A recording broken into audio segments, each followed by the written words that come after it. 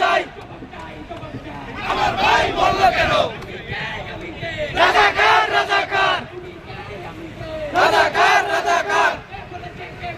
সরকার সরকার জবাব চাই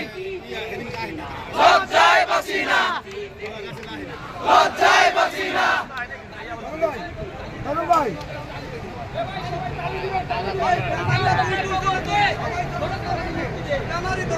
ভাই কিছু কথা কই আমাদের রেমিটেন্সের টাকা পাঠানো আমার বাবার টাকা পাঠানো ওই টাকা একটা সরকার পুলিশে অস্ত্রপাতি কিনা দেয়